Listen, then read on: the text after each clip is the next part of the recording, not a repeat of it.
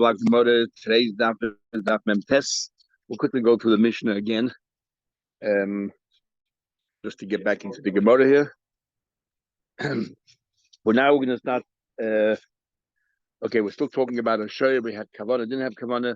So the last thing we learned was the Rabbi Papa said that if somebody trespassed somebody's property, even though that the owner of the property is not responsible for anything that happens, but if he actively causes damage, then he has to pay for it. Because the trespasser can say, you can chase me out, but you have no right to go ahead and cause me damage. Okay, says the Gemara, so the Shoy tried to harm another Shoy. The Hikis Isha. So it seems like it was only because it was unintentional that he struck a woman. The Yotzi Yodeh, it's caused her to miscarry. Potem and Veilad, doesn't have to pay. We had the Pasik Bala Shonok. In fact, we had two psukim. One is it says he not so anoshim, so we darshan. And Rabbi Kiva says we darshan men and not and people and not shoyd. And then over and above that, we have a pasuk of Bala Shoynaki. And Bala Shoynaki tells us that even in the case where a person would be chayiv, but an animal is potter, and because here it was unintentional. If a person wanted to hurt his fellow person and struck a woman instead, the in that case that you do pay. Since he's not chayiv misa because he wanted to hurt one person and hurt another person, he has to pay for the v'ladus. Case of mishal v'ladus. So how do you assess the value of the v'ladus? So Tanakama says, "Shomer isha kami yofa atzli yoda kami yofa mishi yoda." What's a pregnant woman worth? And she's no longer pregnant. And since a pregnant woman is worth more, that's the amount of damage that you cause. I believe he says that sometimes a pregnant woman is worth is worth less than a woman not pregnant. Why? As the Rashi explained later, because a pregnant woman, her life is in danger. You don't know; it's a risk. You're going to pay less because you don't know how she's going to survive the birth. Comes out that maybe the master will make money on the deal, or at least won't have to pay anything. Ella, how do you assess it? You just focus on the children. Ella shamin is havladas. You look at where memtes of the olive on the top of the pages, revising the Mishnah. Ella shamin is havladas. You assess the baby, the fetus. Kamehen yafin. What's the value? The neisin labal. That's what you pay. Ve'im ein labal. And who gets the money? Receives the money? The husband. If she has no husband, it's his heirs. It's his heirs that yashin. If she was a shivcha and she was freed, which means that she has no husband, or giedus, again, she has no husband, then whoever has it doesn't go to her, it doesn't transfer to her. The husband is the one who has the rights. The husband dies. Whoever yashas it first, the mazik, he's the one who obviously has the money. He doesn't have to pay. He yashas. Says the Gemara. Time it seems from the mission. The only reason why the shor doesn't have to pay is the miskaven lechaveda, because he intended to hit his friend. Miskaven leisha. What happens if let's say Tak intended to hit another person? Mishalin mevladus. You would have to pay. If the animal had in mind to strike the woman itself, instead of the animal had in mind to strike another behemoth. What would be if the animal had in mind to strike the woman? Then he would have to pay the v'ladus. Lema to have his yufta about the Bava. Abai would have said that that's what the pasuk Bala Shoynok is coming to teach you, that even if you had a person is chayiv only, a person is chayiv if he had in mind. What do you call it? A person is chayiv even if he did not have in mind to strike the other person. We pass on the chachamim that if you want to kill one person, kill another person, you're chayiv. And then the pasuk, so Anoshim comes to tell you that a behemoth potter from that. Bala Shoynok comes to go a step further. That even if you intended to kill the woman, the shade is put and let's say there was no asin, and then the shade is put from Mevladis. Fine, but Abba says no. That is only coming to tell you in a case where you had no intention of killing the person. But if and that's where Bala Shoynaka comes in. But Homis Gavin Leisha, what happened to if he had in mind? Seems from our Mishnah here, Mishal Mevladis, but according to Abba, even if he had in mind the woman, according to Abba, no, because he holds that if you had in mind to kill one person, you killed another person, you take a potter like Rav Shimon. He also put like Reb Shimon, and the pasuk is talking about you had a mind to hit the woman. But if lo asin, he doesn't hold a ton of echizke that if you did an act of misa, even though you don't get killed, we say kamad rabbanai. If lo asin, the woman doesn't die, then you have to pay for v'ladus. So the pasuk is talking about according to Bava, dafke if you intended to kill the woman. Depends if she died or she didn't die. When so then when the pasuk says Bala Naki comes to tell you, but a shayid, even if he intended to kill the woman, he is Naki. So yet our mission seems to be saying that if the shayid intended to kill the woman, he would have to pay for the blood. It's like a Ba'ibaraba's version of what happened there, not like a Ba'ibarabar. So the kasha Ba'ibarabar. Ba'ibarabar Shvarim Shiniskabna Lisha. He holds that even if the shayid had a mind to kill the woman, that's what the Palashanaka can tell you that they don't have to pay the Mevladis. Who had the truth of the matter is, our mission also agrees that if you intended to kill the woman, the shayid is part of the Mevladis. So why does the shayid we talk about you had in mind one and not the other? Because in this next case, we're talking about people. That a person had in mind his friend, and why does the Mishnah talk about a person having in mind his friend? Actually holds that if a person had in mind his friend and he killed someone, he's takapatan. So why does the Mishnah? Why is the Mishnah talk about the person having in mind to kill a woman? The Hachik Sib Krok, that's what the pasuk says. And then by mistake, that's the story. That's why, to be poetic, the Mishnah, for syntax, continues in the same way. But that's not really the thrust of the Mishnah. The Mishnah would hold that even if your shayid had in mind to kill this very woman, this may still part because Bala Shoynaki.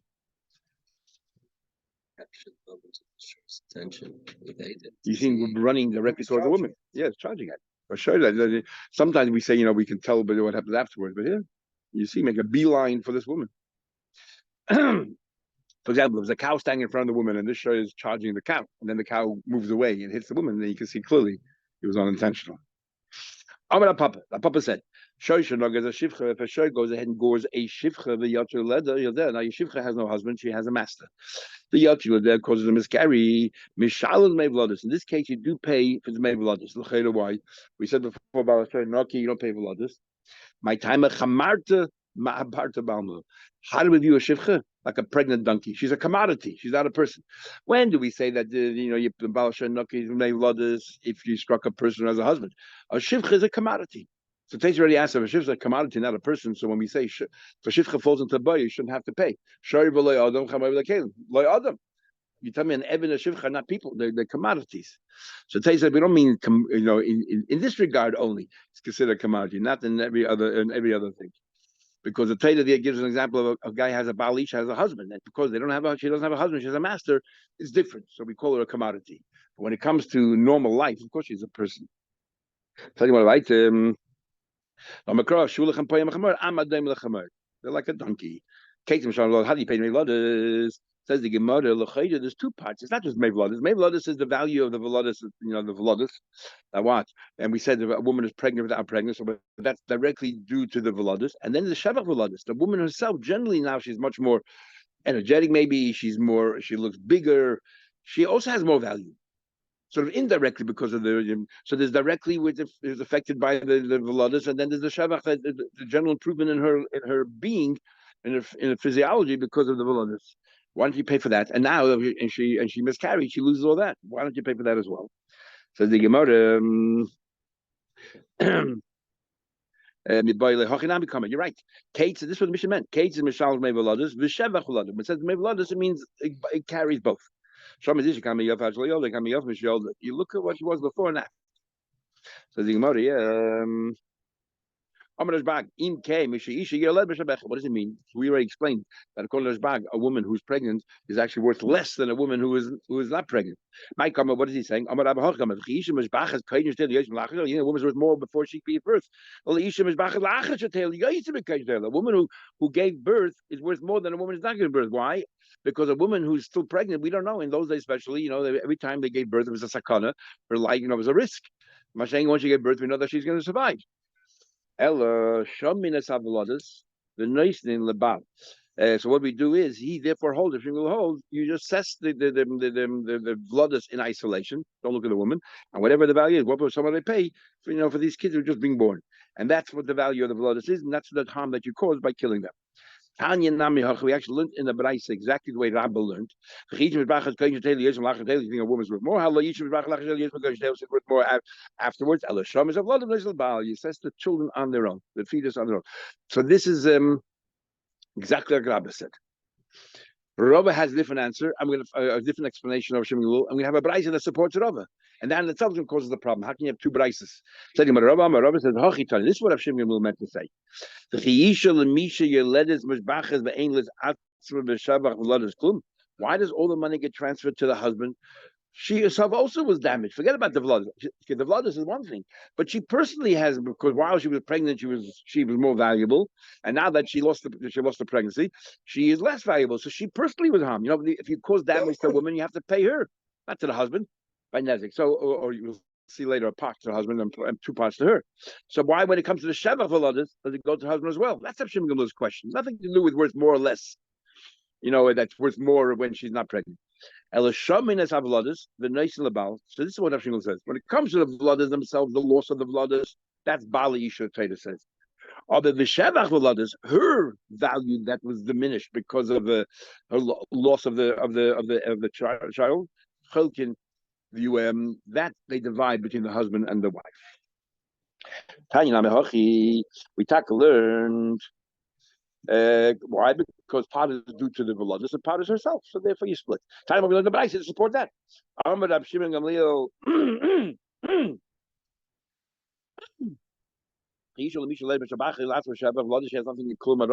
Everything goes to the husband. The nezik that she only suffered goes to herself. And they redashin, we learned most of us, if it's internal, then 2/3 go to her and 1/3 goes to the husband. If it's external, then 2/3 go to the husband, 1/3 goes to her. And the shamis have blooders, and you assess the blooders, the nice about. The shavach blooders choking. Because we don't only assess the four things as one package deal. No, each one is independent of the other. Yeah, we do that, especially with a husband and wife. Exactly, not all of it goes to one person. You have to break it down. Saying about a kash is ashbag. We have two brises, and which one is ashbag say? Like kasha. If it's first birth, that's when she's at greatest risk. That's the first brise and says, "I want to she's worth more after she gave birth than during pregnancy because we don't know how she's gonna."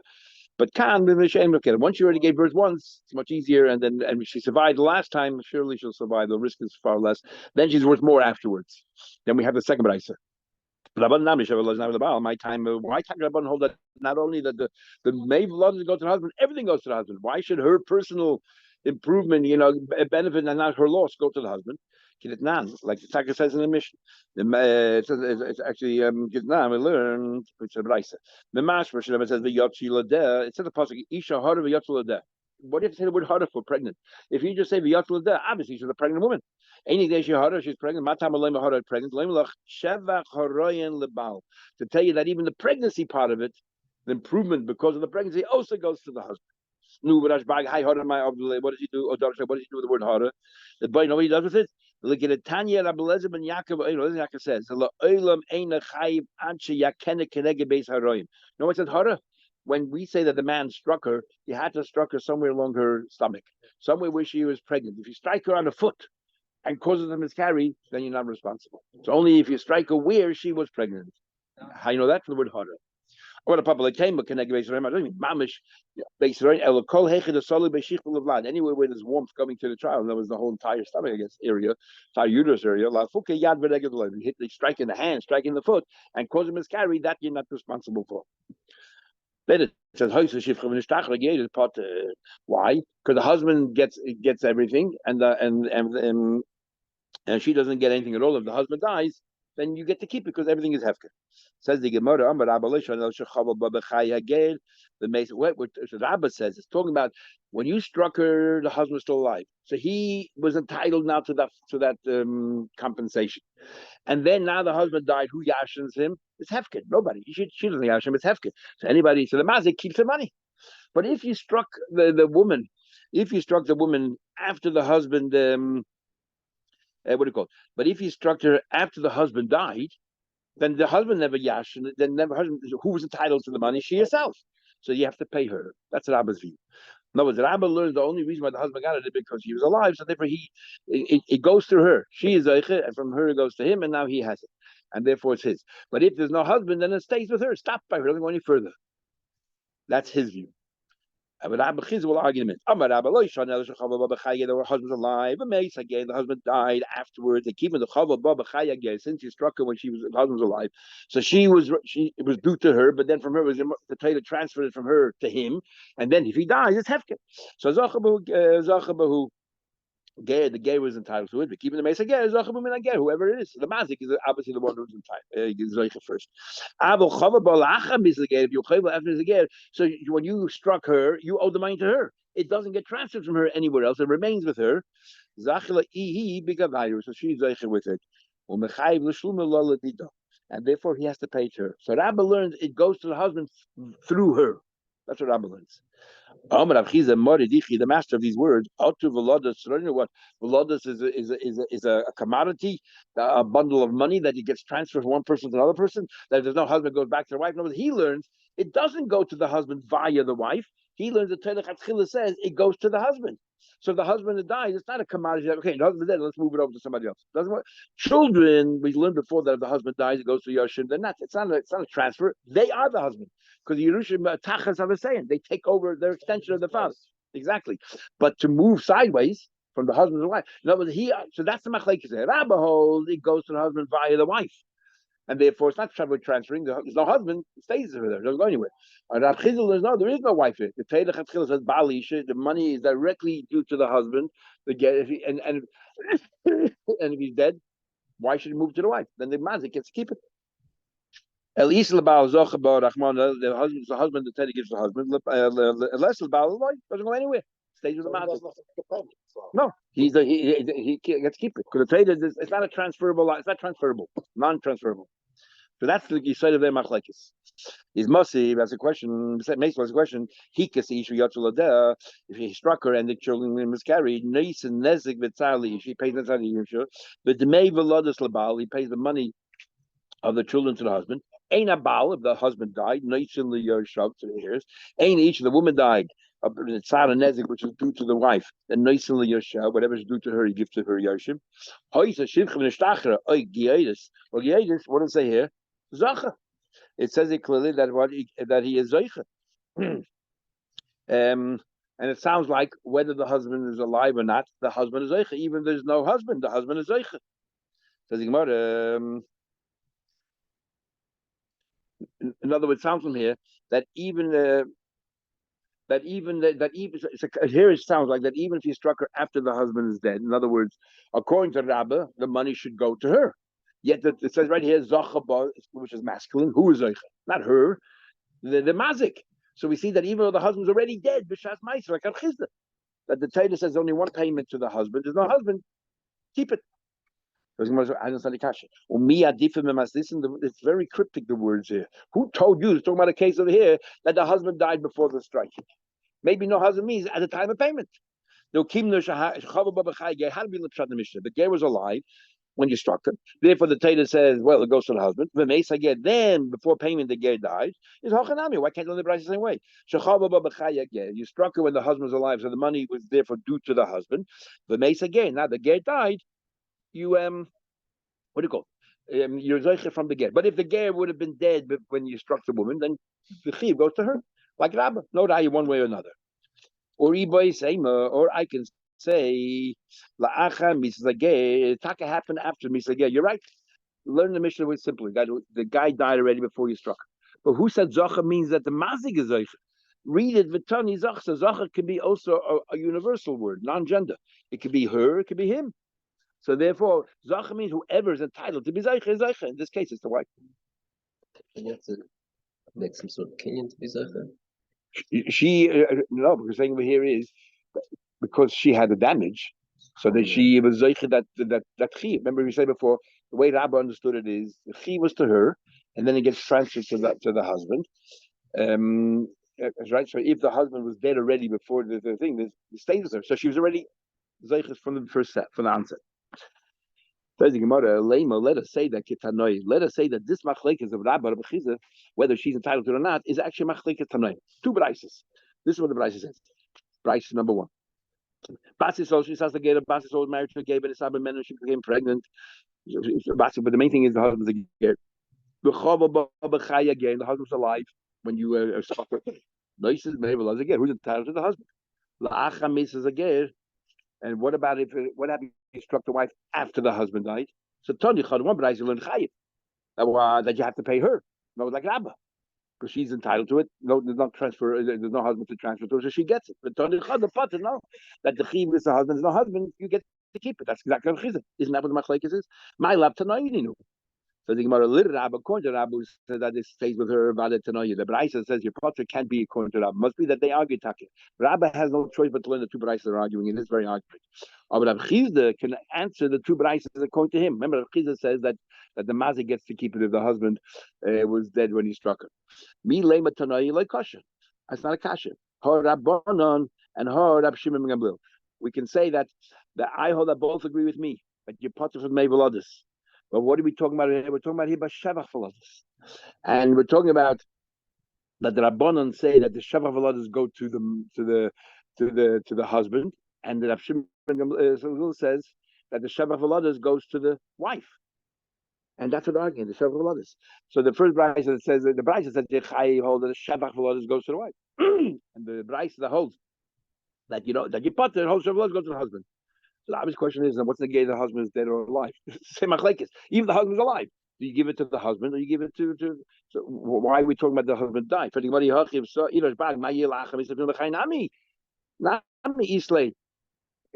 the husband's alive, you also have to give it to her. So what does he say? So why you talk about when he's dead? Says the Gemara, says very simple. Michayim isla pauga. Lachamisa kula. It's a difference. If the husband's alive, we live before they share. But if there's no husband, then she gets the whole thing. So that's a chiddush. When it comes to Mabel, she gets nothing, even after the husband is dead. But when it comes to Shavach, as we'll see the Gemara, because she already gets half, the other one is dragged along, and she'll take the half away from the husband. We don't say the half that belongs to the husband is gone, it's forgone. No, she'll get it, she'll drag it along, as we'll see. Or you buy say Rashbag. We're talking about the both price can be like Rashbag. One is talking about the Mabel and that you potter from, because the husband is dead. And one is talking about Shevach V'Lodas, and that you chayiv, because that goes to her. Kan b'Shevach V'Lodas, that's when it says chayiv. And Kan b'Mei that's when you say potter. Amri, if you want to ask a question, let us not l'chayda. When it comes to Shevach V'Lodas, the share that belongs to the husband gets transferred to the woman. So let's learn from there that if the husband is dead by a ger, it goes to the woman. So just like Shevach V'Lodas, half that belongs to the husband goes to the woman. So when it comes to Demei V'Lodas, the entire amount that goes to the husband should be transferred to the woman. What's the difference? Let's learn out from Shevach V'Lodas what the din should be also by Demei V'Lodas. And from the Rashbag, let's learn the Rabban. The Rabban hold that it's not entitled to Shevach V'Lodas, but let's say that it gets, since the Rashbag says when the husband is dead, it's transferred to the wife, and the Chachamim hold, the Rabban hold that the husband's alive, she's entitled to nothing, even the Shevach. But when the husband's dead, all of it should transfer to the wife. Amri no. Loy no. Shevach V'Lodas, the Shaycha Yodah Begavayu, Shevach V'Lodas Kun Shimon Gamliel. She gets half. Izachi Bebekula. So then you'd be saying like a drag along, then if she already pulled the whole thing along. The Mei V'Lodas, Shaycha Yodah Begavayu Zachru Klal, because they learn that Rabbanan learned, or even Rashbag, according to this, that the Mei V'Lodas does not go through the woman. It goes directly to the husband. So the husband died, why should it go to her? But Shavach V'Lodas, because she gets half, you're going to have to agree that Shavach V'Lodas all goes to her, but the Torah said, you know what, half should go to the husband because he's also affected by it. But if there's no husband, since it went through the woman, it goes back to the woman. That's the difference in Svara between all this. So this is the gang, the whole way of understanding this Gemara properly is, if it goes via the woman to the husband, or it just goes directly to the husband. Regular husband, she has nothing in it. If it's via the woman, then she does. Question: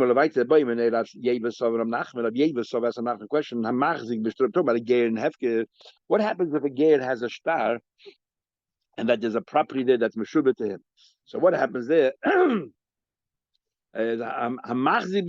you got a hold of the star where it says that this property is meshubah to this ger. The fact that he has a star and meshubah to ger, that's not transferable.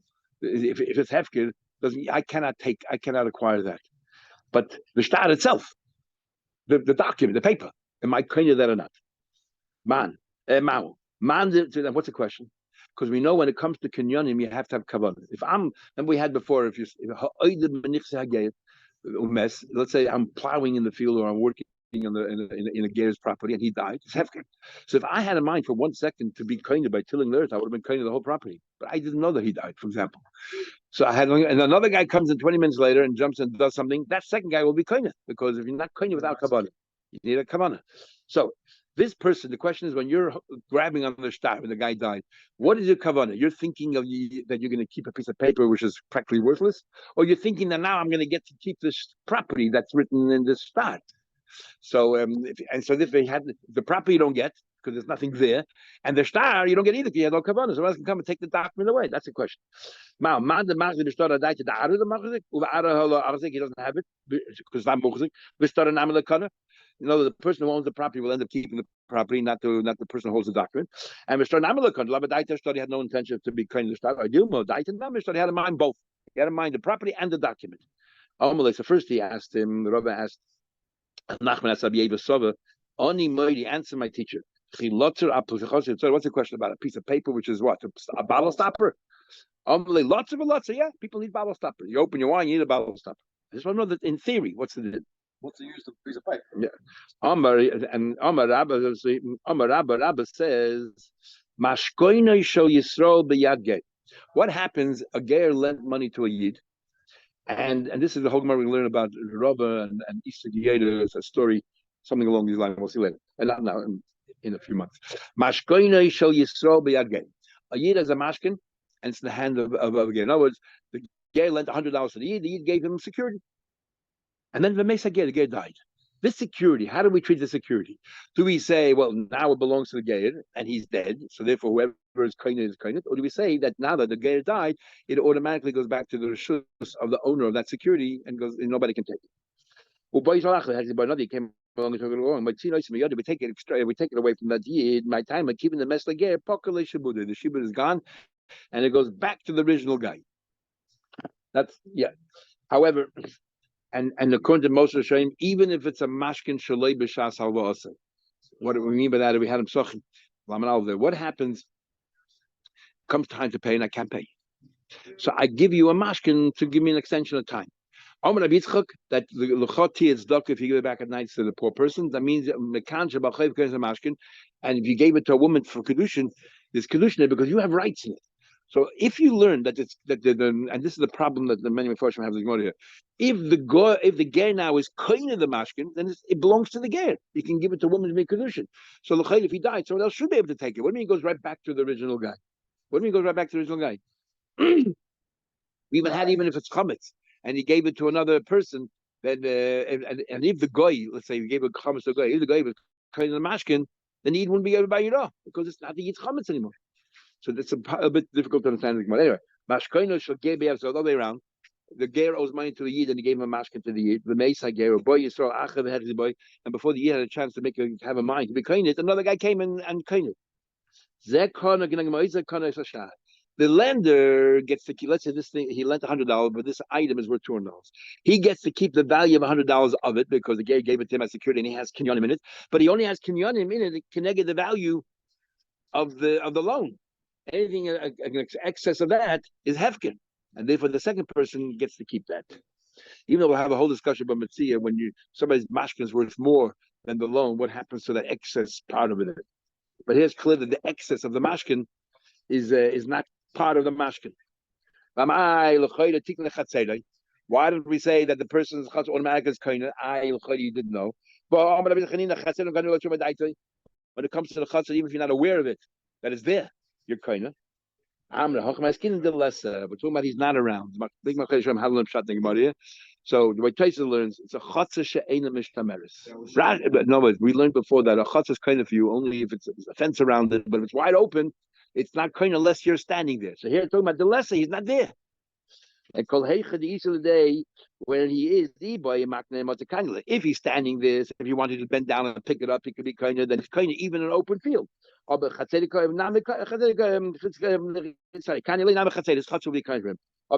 lesser the day if he's not present and it's a wide open field, the boy you will meet in the matzi kani. If you're not there and it's wide open, the hilchos of the lesser b'chatzei lekan. Talking about it's a chatzah she'ena mishtameres, and if you're not there, you're not kainah. That's Taisus. Perfect, makes sense of everything we learned. But actually, there's a very motive shadiyah. Rashi learns that the Gemara thinks right now that even in your chutzah clothes and everything else, if you're not there, you can't be kind of. The only time a chutzah is kind of like a yad. Your yad is connected to you. So if you had, yeah, exactly. When you're there, if you wanted, you stoop down and pick it up. So the chutzah is kind of for you. But if you're not there, even though it's fenced in, you're not kind of. And the Gemara's conclusion is, hilchos said less of a chatzela than like kind of. If you're not in a chatzah like kind of, because I'm very modazach. Unless the last minute we change the shot around. So Rashi learns, but the lesson means the mashkin itself is not in the chutzner of the person when the ger died. We're talking about, but the lesson means not really. You have to be standing next to the chutzner to be kinda. But over here it's talking about, or maybe, and the Gemara conclusion is maybe you don't have to be in the chutzner. But here we're talking about the lesson that the mashkin was not in the chutzner, because had the mashkin been in the chutzner, then if you're not around, you are kind. Oh,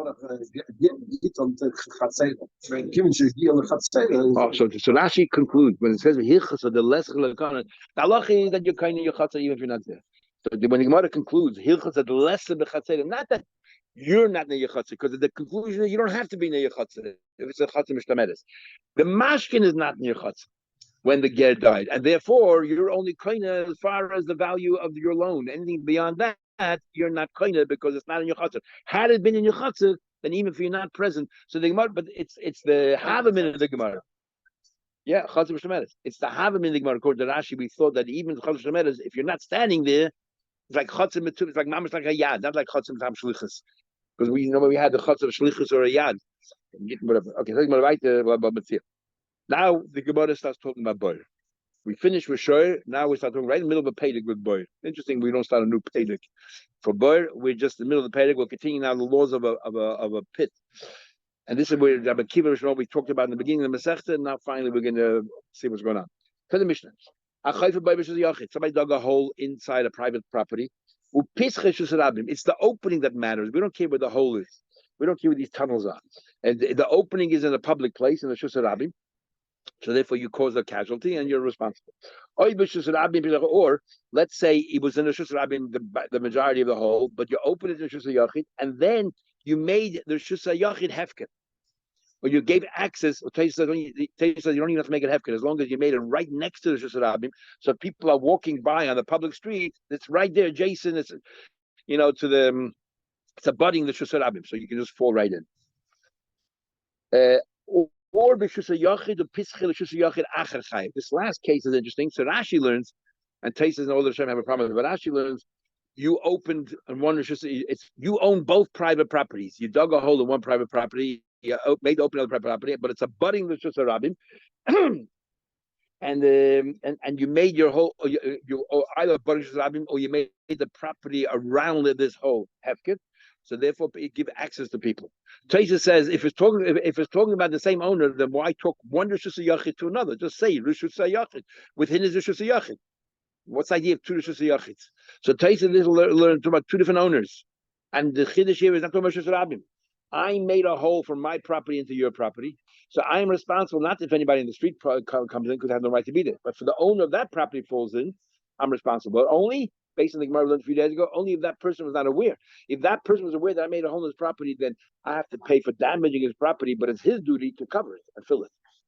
Says the Gemara, a guy digs a hole in the opening Shus Rabim, skip the parentheses, chayiv, you are chayiv. Why? Because you made a bar in Shus Rabim. So also that's the paradigm of a boy that we're talking about in a public space, even though you have no ownership of it, but you are the one who dug it open, so therefore you're responsible. But Kiva says no. Now, if you take the Bryce literally, it sounds like Rabbi Kiva. Rabbi Kiva holds that in a Shus Rabim it's not a boy because it's not yours, you don't own it. But rather, you own a property, you dug a hole in your property, you made the area surrounding this hole hefker accessible to everybody, but the hole itself still belongs to you. So then there's ownership here. That's when you're responsible. Because the Torah says, Baal haboy yishalem, the owner of the boy.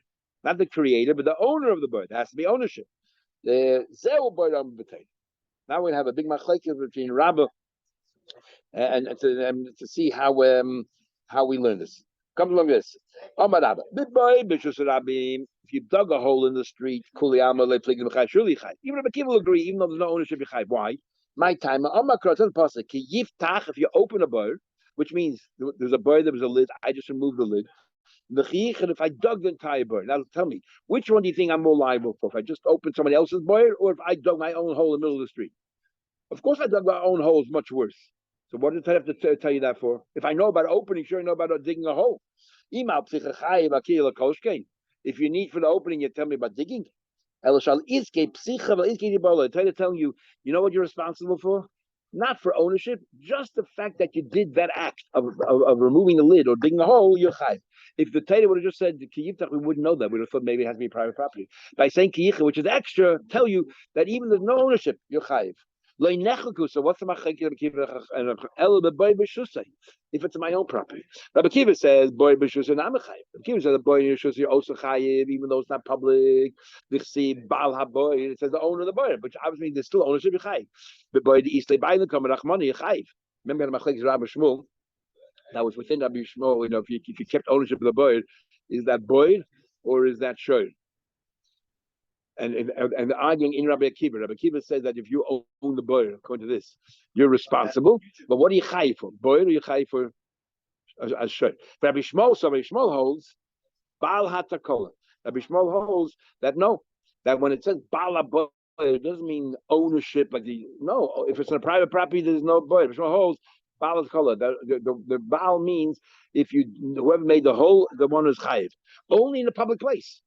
But in your own rishus, even if you made the area hefka around it, if you still own the boy, you're not chayiv as boy. So why did Rabbi Kiva say this is the boy, and he's referring to a boy in a private place? According to Rabbi Kiva, even in a public place is a boy. What do you mean zehu boy? This is the only boy. Zehu boy shepasav. This is the boy the opening when it says kiyichre, because kiyiftach or kiyichre tashlumin. He said when it comes to payment, it says baal haboy. So Baal HaBoy is talking about a case where the boy is in your property. So the Torah is referring to your property. But really, you got to pay whether it's in your property or whether it's... So he says, Zehu boy, means when the Torah says Baal HaBoy, is referring to ownership. And in public place, for sure, that's Rabbah. Come look at Yosef, and he says, no. The boy, everyone agrees the boy is Yachid Chayv. He says, Baal HaBoy Yishalom. My time, Baal HaBoy, it says, the Baal HaBoy, the owner. Everyone knows Yachid. The boy is lebayla maskin. Ki pligi. When's the argument? The boy b'shus Rabbi. You no ownership. Rabbi Shmuel saw the boy b'shus Rabbi namichai. You hold your chayv. The chsiv ki yiftach ki yivri. You don't own it. Im al psicha chayv. Ki l'koshkin. El al ki psicha ki you're not responsible for the act of digging a hole. Rabbi Kiva, no. Rabbi Kiva says if there's no ownership, you're not responsible. Hani mitzrich tzrichei. You know why the Torah say both opening and digging? If I opened someone else's boy, it was already a boy that I opened up, I took the lid away. So all I have to do is put a lid back, and that's good enough. But I would have thought that if you dug a hole, it's not going to be sufficient just to put a lid, because it's so easy to remove, and you're making it easy for people vulnerable. Add the toilet, maybe you have to fill it. That's what we thought. That's why it says in the pasuk yiftach. Because I'm on a kiyich, but in kiyich you dig, it's enough to cover it. If the Torah would say kiyich, I mean carry the boy kisa. You know when you have to cover it? If you dug a hole, mishum the other mice either something. Avo pesach. It was already a hole there before. All I did was remove the lid. Who should have to cover it? The oven mice. I did nothing. Just remove the lid. Maybe I don't have to put the lid back. For mashlon, you need bowls. If you tell me that Rishon holds that you're liable, whether it's Rabim, so why is it Zehu? Zehu boy should possibly cause it chilul in the It says that Yiftach. When the Zikin is talking about Yiftach, it's talking about in Rishon Rabim. You open the lid. See you tomorrow, Mitzvah. Have a good day. Yeah, thanks. Bye. Bye. Yeah. Oh, tomorrow we'll start 10 past because you have to add slichas.